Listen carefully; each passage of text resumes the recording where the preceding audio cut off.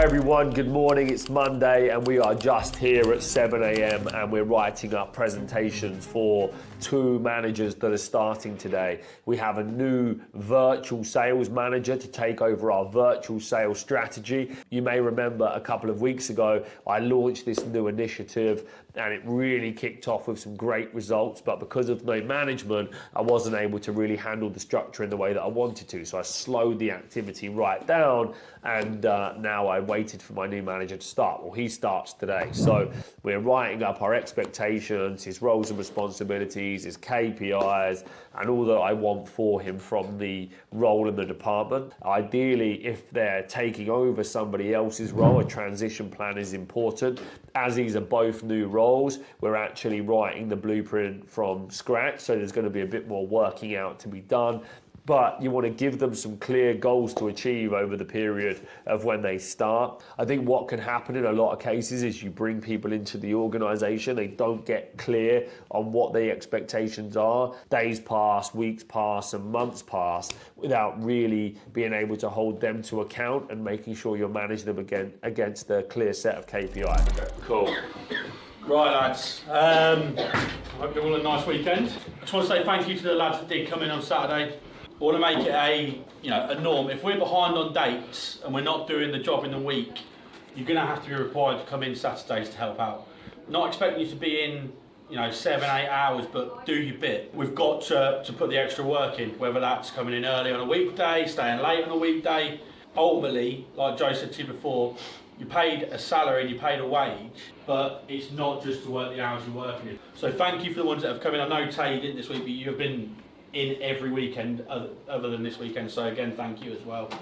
All right, good stuff. So morning everyone, how you doing? Good. Excellent, good. Okay, great. So I thought you did a fantastic job last week. The fact that you've got small numbers is an asset. It's SAS, yeah? We don't need the infantry, we need the elites, and you guys are doing incredible. Yeah, the way you're pulling together, you're hitting the numbers, and you've been generating 24, 25 bookings a day collectively. That's what this team needs to do. We're not asking for any more than that. If you maintain those booking numbers, it will get ahead over the next week, week and a half, and then it's just about maintenance. It's the days when you go from 24 to 10 are the days that really suffer, and it compounds, and that makes a big difference. I'm very grateful to everybody that came in on Saturday. You guys were able to achieve another 3 to 4 bookings on that day, 3 of them for this Tuesday, so that really, really counts. Remember, our conversion rate on events is better. It was 60% on the last event. 60. That means for every 3 people that you bring, we're currently selling 2. So those 3 that you booked on could be 2 sales, yeah? And for this business, those 2 sales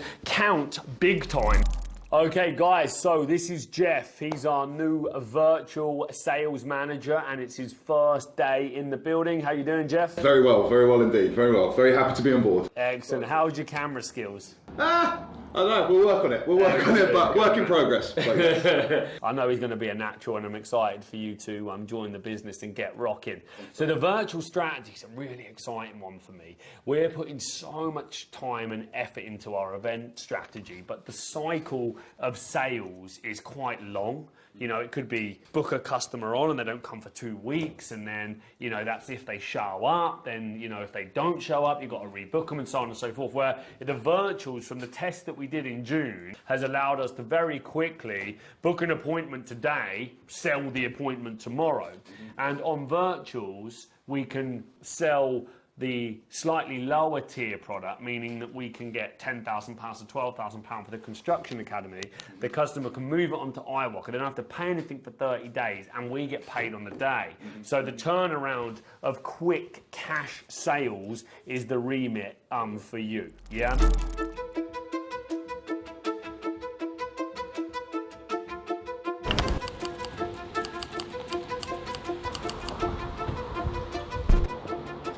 I could give you advice on doing the service plus is doing the training is 10 times better and 10 times more lucrative than doing the work. Yeah. Jump on the Zoom with Paul later, speak about it all and stuff. To be fair, we've started it, wrote out all the course, we've got all the modules down. It's just actually putting it into action and filming them now and going all the finer details and stuff like that before we can launch it really. Yeah.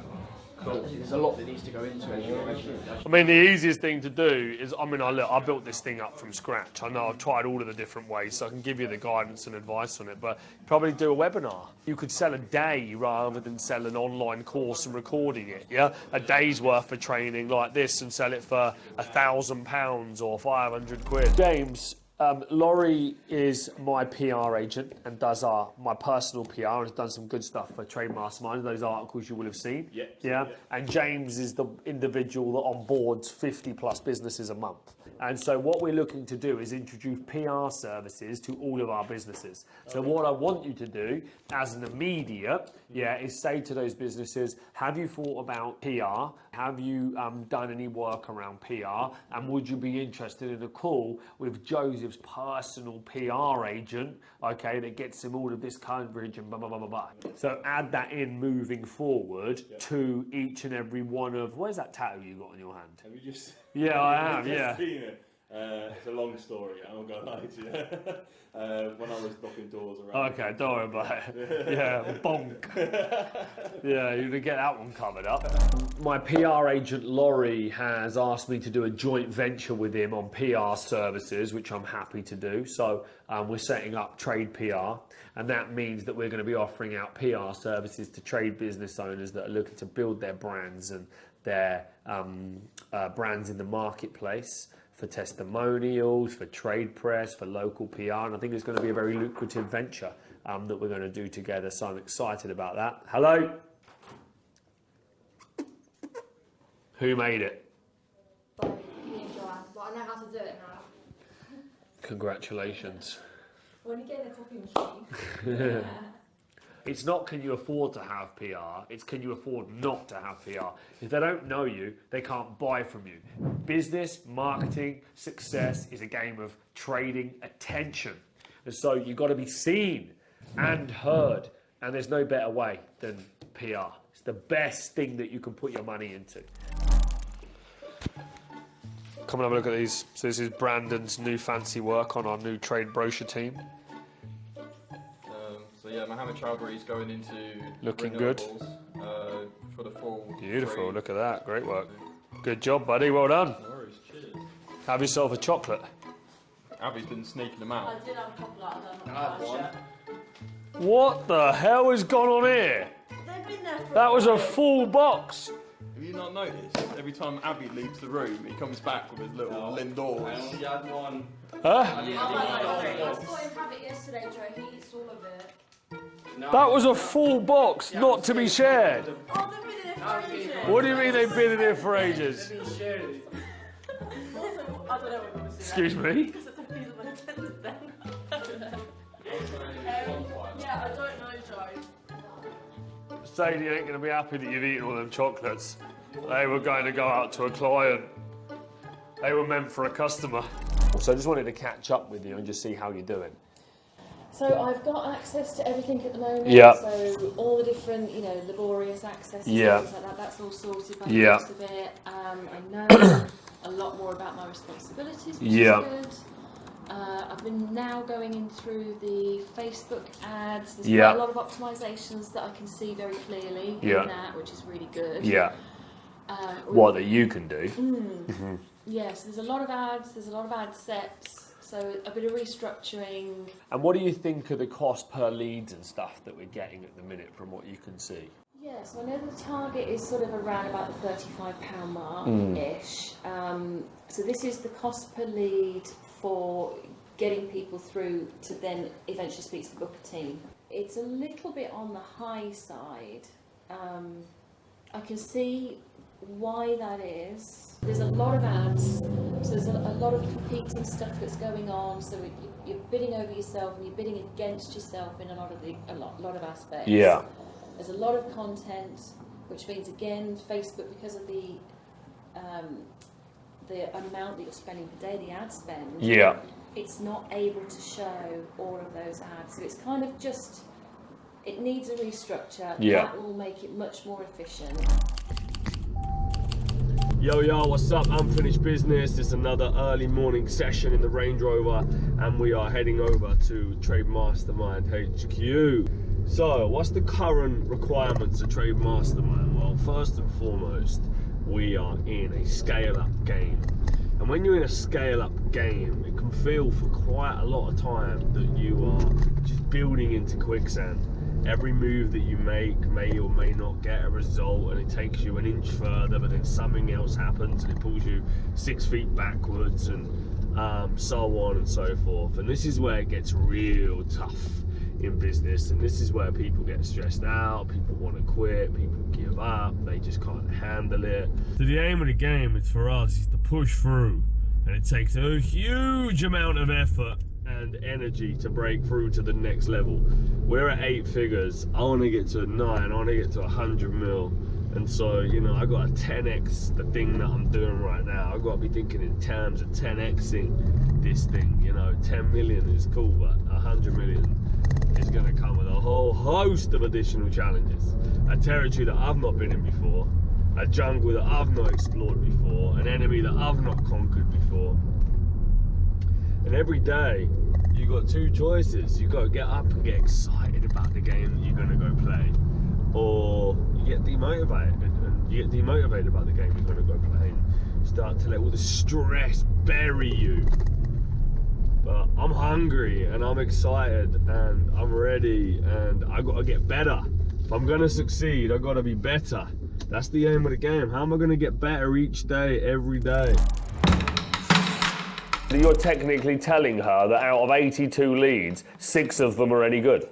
So this is 6% of 82. I mean, it doesn't take... That means 10% is 8. 6% of 82 is about 5 or 6. It doesn't take into consideration the follow-ups, does it, that you have spoken? What I don't like to do, which is what I am having to do, is I'm having to piece together the story. If you're going to be of any value in the morning meetings, you're the data man, I presume. You're moving the stuff around the pipelines. Who's distributing all the leads and swapping them and changing them and all that? At the moment, they just automatically go into pipeline. Okay, but who's moving them to different pipelines and swapping them all around? Everybody has access to that pipeline. It goes into generic. So basically, what we're saying is there's no cadence or standing operating procedure when it comes to lead management, and it's just wild fucking west still, and they're being put into everybody's pipeline, and nobody's going around checking the dates, the outcomes, how long have they been in the pipeline, what the process is to move them, to give them to somebody else. We're just giving people a go on thousands of pounds worth of data, and we're now 2 weeks in to them running ads, and it's saying 6%, but she's just said that the leads are good, and he keeps saying that the leads are good. So someone's either deluded or the report's wrong. Now, there's loads of you up there. It's the most expensive department. You're all sat around fucking doing marketing, doing leads. You're all in that department. No one's looking at this. The last thing we want is suddenly, all of a sudden, they start making improvements, and then we scratching our heads going, but you're doing all of the stuff, yeah, and actually, we're not getting the result. You see what I'm trying to say? Yeah, then it deludes the report, and then we're no smarter. So don't let anybody know to change behaviours, yeah? Cool, all right, you guys go get cracking then, yeah? Thank you very much, yeah? Today's a really, really important day, and I think by tomorrow we're going to be a lot more intelligent. Go put that back in Daddy's room, yeah? Next to it on Daddy's table, and then come back. You can do it. Go, real quick, be brave. You can do it. Run and put it on the table, and then come back. You can do it. You can do it. 3, 2, 1, go. Be brave. That's it. Yeah. Be brave. Go on, son. Go on, lad. Yeah.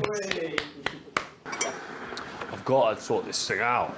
I have to sort this leadership out. Don't have an issue with nurturing leaders, but there's a certain point in business where you need more experience, or the business is so currently dependent on my ability to be able to go into that department and solve the problems. Well done. Come here. Good boy, you're so brave.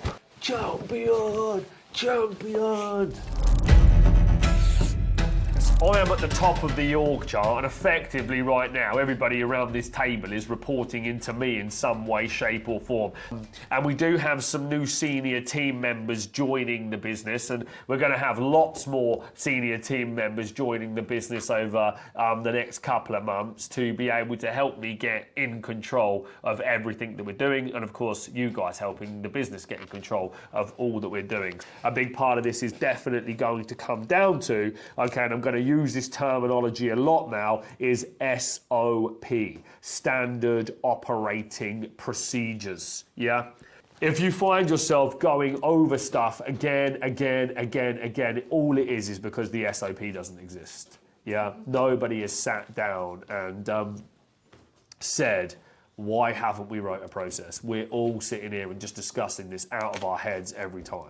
And an SOP isn't a complicated piece of work, so don't put it on a pedestal. It's a simple document that outlines some key points that just need documenting in to be able to underpin everything. Ordering of the food for an event seems like a very basic task, but if it's never documented on whose job it is, if somebody goes on holiday, they have to do a handover. They can't just give an instruction manual. The game of management, in my experience and in business, is a game of chess in a lot of cases. Yeah, you've got to be moving pieces around to test people in different roles. And in an entrepreneurial organization like this, which is growing, that changes on a day-by-day basis, you've got to be able to make those decisions, yeah, and be able to move people around to try and optimize, yeah. But you can't be afraid to trial and test things to see what's going to work best.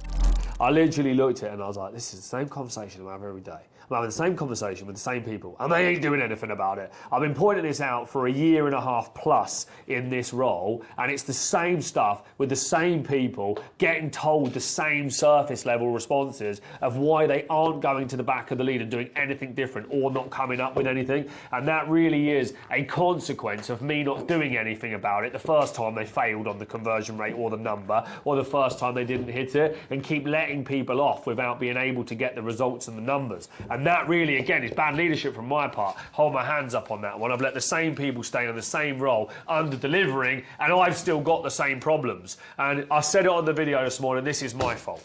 For everybody here, if you keep going through the same problems with the same people, okay, you got two choices of, like I said earlier, the person's good, but you've got them doing a role that they're never going to be able to succeed in, so you've got to move them out of the role, okay, or the person isn't going to make it in anything that you put them in, so you've got to move them out and bring somebody in that can do it. No. Yeah. No. Yes, just do it. What do you mean no?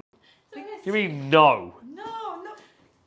What do you mean no? So which would you prefer? When I get to the fourth, I say, Marvina, I'm really sorry, I can't pay you this month. Or are you happy for me to come to you on the fourth and say, I'm really sorry, I can't pay you today? See, this is why I don't have discussions. Yeah, this is why, yeah, is that camera on me? Yeah. This is why you do not have discussions with people, because they want to chip in and then you get nowhere.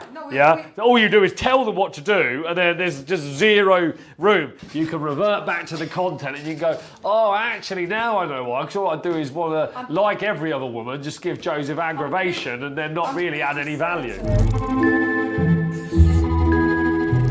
Okay, cool. So I wanted to get everybody together because now we're starting to expand the marketing and sales management teams, and it means that we can start to execute on more than one strategy. Yeah, and I want to get clear before we kind of jump in is on the strategy.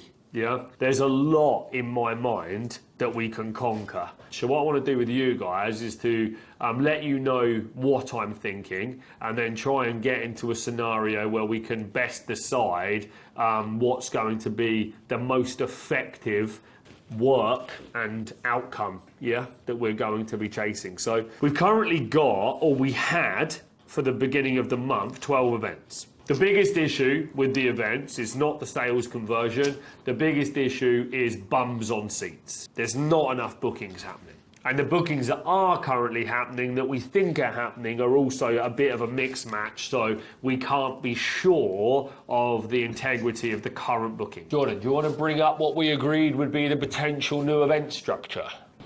Is it here? I'm not connected to this screen still. Who's that? Is that yours? Send it to mine. Whose screen is that? This is mine. Just zoom out a bit and it should show you, shouldn't it? So at the moment I've got the Discovery Days and Business Builders on there. I don't have Mastermind. You want to disconnect? That's a dangerous game. Yeah. Disconnect your screen, close it and it will disconnect it. I always hate, I get nervous when I share my screen, even if I check it, there's nothing private. I'm like, oh God, I'm exposed. Handing somebody my phone when it's open is like, ah! Well, Right, you're typing up all the actions, yeah? Let's make sure we go through them together.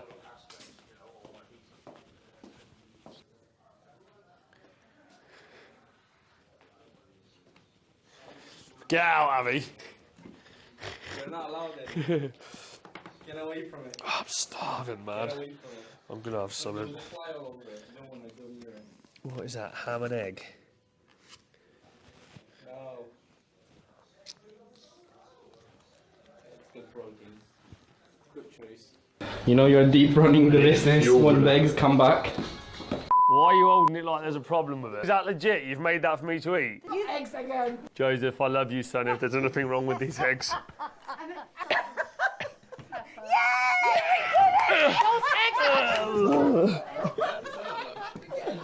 They poisoned me! Oh, no!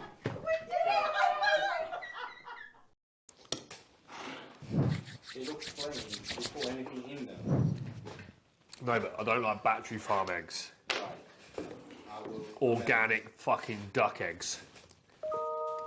I don't know.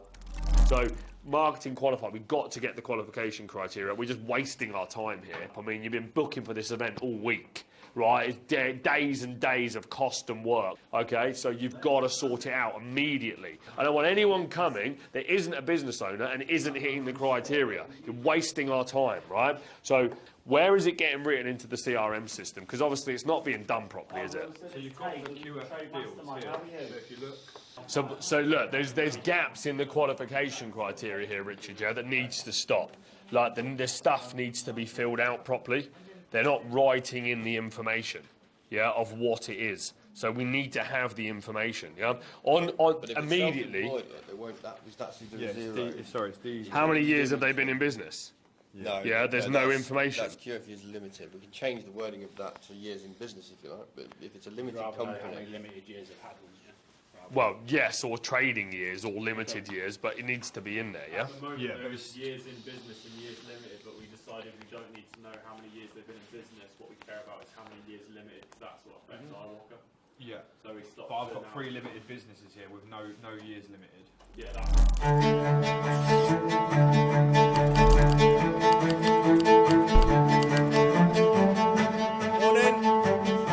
Okay, cool. Should we get cracking? Yeah.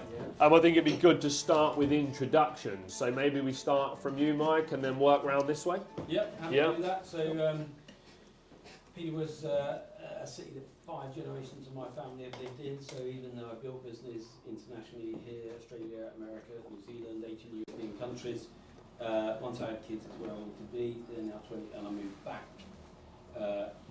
And now, pretty much, I want to build in and around Peterborough. I could go elsewhere, but not much.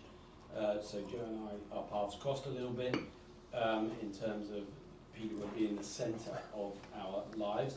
Although Joe wants to get out, and I want to stay here when I get out. You know what I mean? No, I love SMEs. I've worked with 130 companies of the ilk of Walmart, Tesco, Asda, Morrison, Sainsbury's, BP, so Shell, Unilever, Procter & Gamble, Coca-Cola, and so on. I spent years doing that, and whilst I liked it, I like SMEs, and I like businesses that are in that 0 to 100 million turnover space. I'm the director at TT Group, a top 20 firm of accountants. I think these guys already know that, but it's worked with Joseph for 7 years. We're Infragas, and then helped him on this venture and a few other bits he's doing.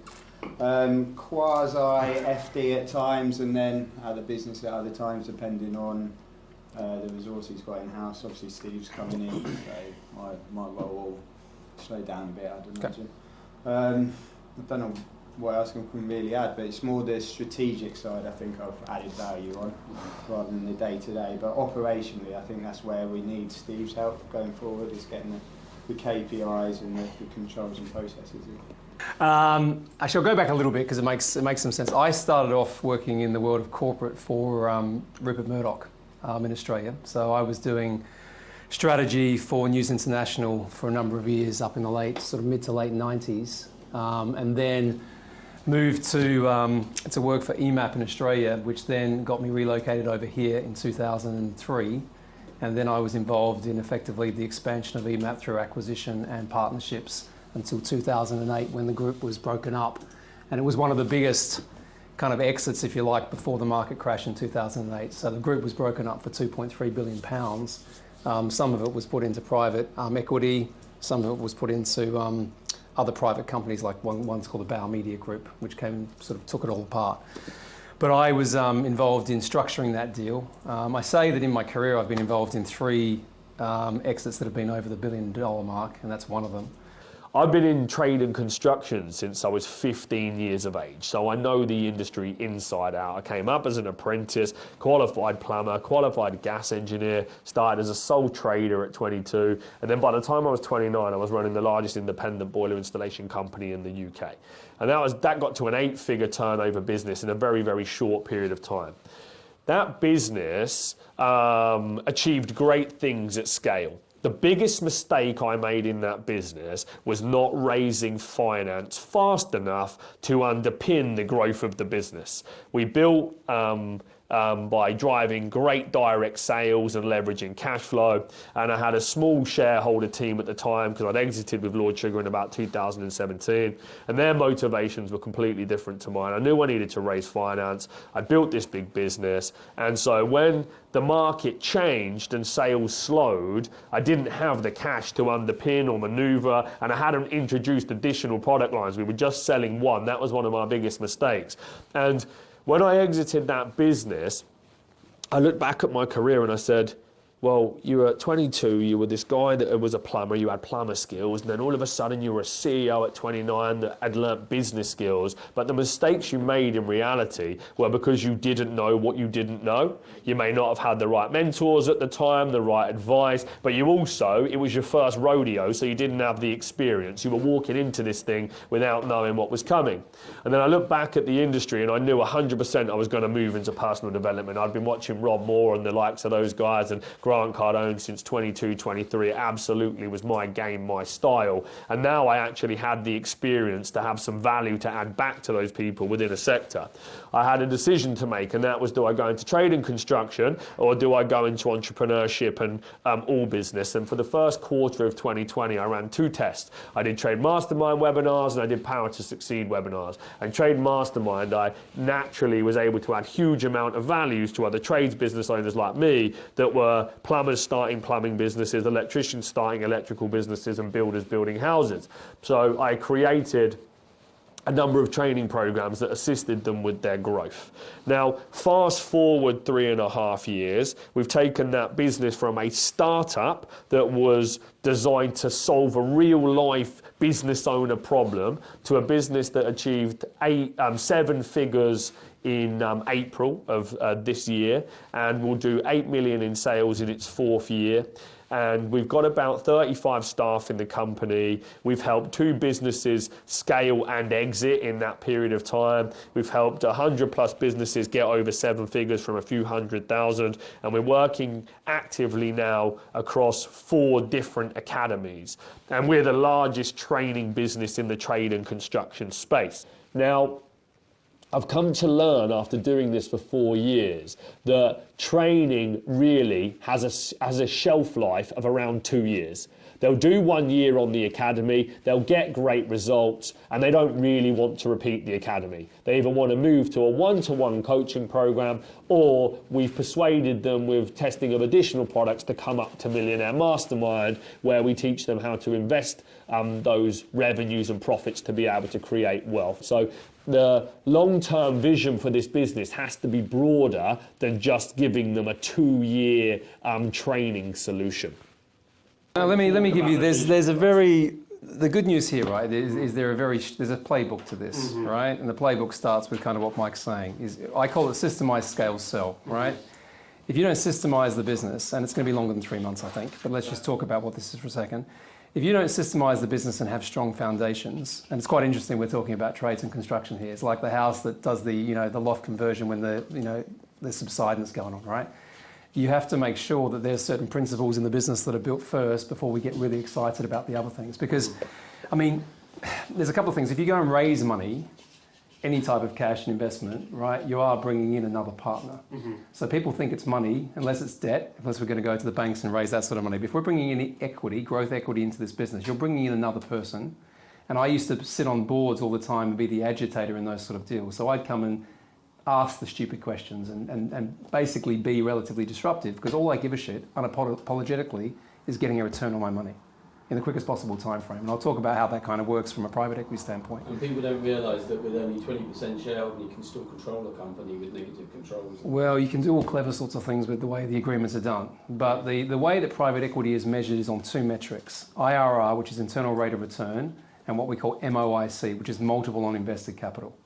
So I want to put money into a business and I want to get a return as quickly as possible. Now, I don't want to necessarily stifle or handcuff the founder and make the vision less, but I'm going to come in and make it very difficult and challenging. So if you bring that money in too early and the foundations are not there, the people, the processes, the systems, the finances, if those things aren't structured very well, you're going to have more complexity than you need and the vision becomes harder.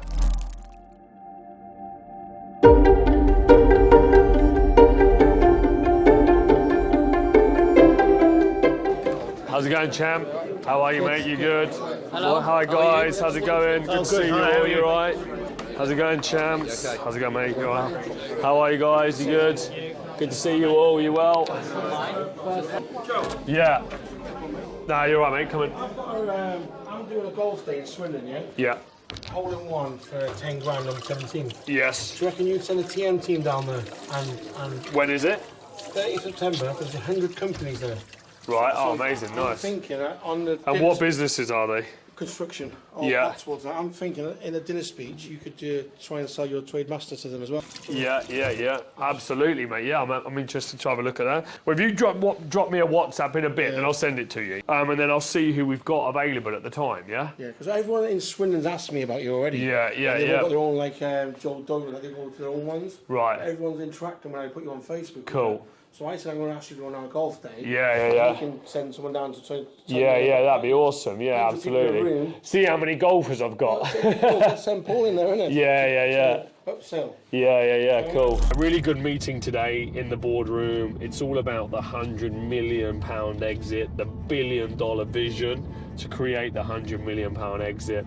And bringing together a power team as a business owner is your priority. People that can help you get to the next level.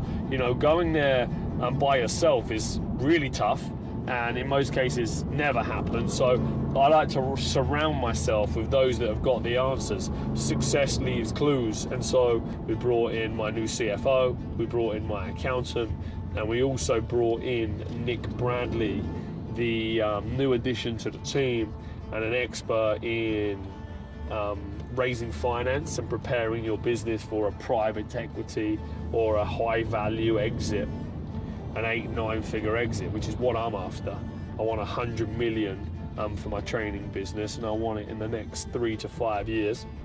I'm going to do it if I have a plan. I'm going to do it if I have the right people. I'm going to do it if I have the right vision. I'm going to do it if I have the right level of execution, because that matters. Execution matters. And my recommendation to each and every one of you watching this, my advice to each one of you watching this, is to get yourself a power team, to get yourself around people that can help you get to the next level. That's what it really is all about, is getting the information to get to the next level. But it ain't about how hard you hit. It's about how much you can take and keep moving forward. That's how winning is done.